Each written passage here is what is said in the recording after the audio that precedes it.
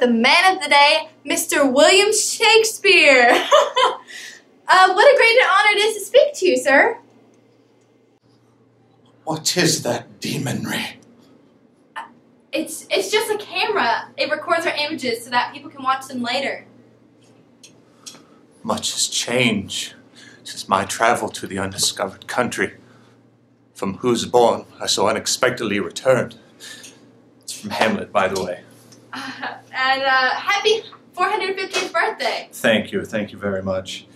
I were but a little happy if I could express how much of Much Ado About Nothing. Now that you've been able to walk our halls and see what we've prepared for your day today, what is your reaction to all that we've been doing throughout the... Excuse me. Could someone please heat me up some tea? I have some tea here and I'm quite thirsty. Could you please find anyone? Mr. Brody, perhaps. He seems to be standing around quite often with his hands free, staring at people, creeping around about. Could you fetch him for me? Mr. Brody. Ah, there's the man. There's the man. Come on. Okay. Some Earl Grey tea hot, please. Thanks very much. Okay. Ah, what were you saying? I was asking about your reaction to our school spending this day, your birthday, in honor of you and your contribution to our literature. Lovely.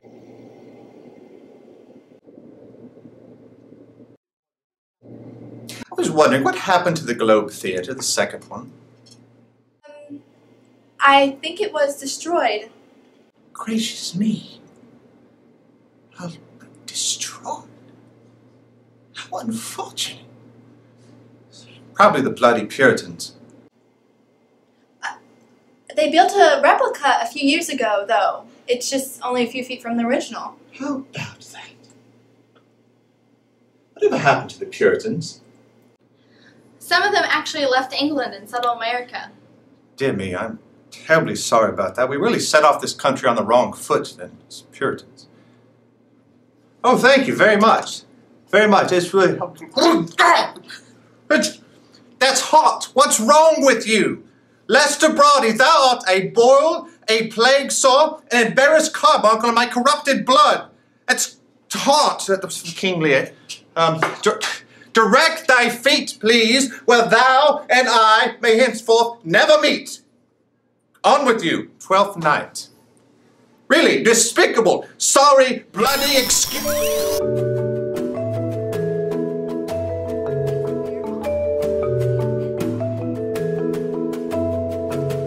We have returned here with William Shakespeare, author of numerous plays and sonnets. I never got your name. Deanna. Ah, Deanna, this interview will make you a star. I'm not so sure I want a career in journalism. I was actually thinking more of musical theater. But this interview is the thing. It's the be-all and end-all. Macbeth. Actually, Mr. Bailey's making me do it. Seriously, you have no desire to speak with me? You have the chance of experiencing the magical words of the world's greatest wordsmith in history? You're doing this out of mere obligation. What fools these mortals be! Midsummer Night's Dream, thank you very much. So, you consider yourself an immortal? Better than the rest of us? If the shoe fits. Did I come up with that one? No? Really? I didn't come up with if the shoe... Shocking. How is it being the most quoted and most celebrated author in the history of literature? Reputation as an idle and most false imposition. Othello. Don't care much now about the fame, being dead and all. You know, back in the day it was a bit lucrative. I was writer, director, producer, actor. I was also the owner of the theater, owner of the company. But as they say, mo money, mo problems. Was that me? Did I come up with that? No? Who on earth did? Who is this notorious big Mace, as in The weapon mace? Someone was named after a weapon? And what is a Puff Daddy? Did you know that your authorship has been questioned by countless scholars? On what grounds? For one, you didn't have beyond a second grade education. Oh, do you consider that a bad thing? Oh, this learning, what a thing it is. Taming of the shrew. You want to know what I think of schooling? I think...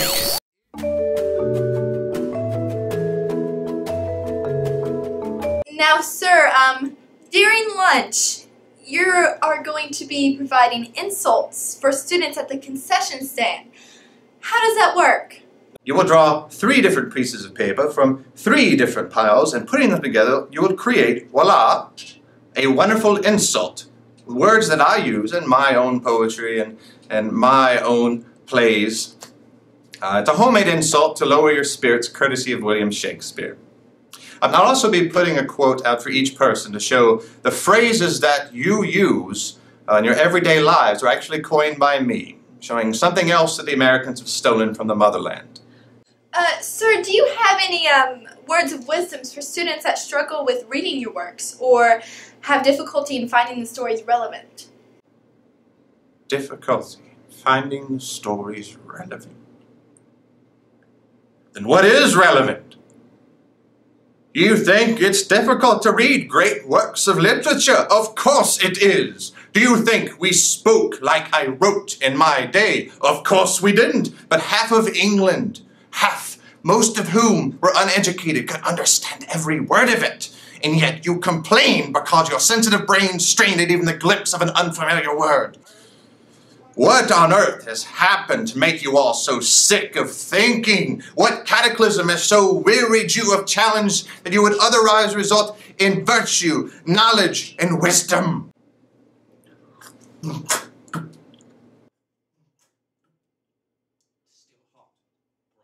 Still hot. Brought. I believe time is running out, and that is a shame, for parting is such sweet sorrow. Romeo and Juliet.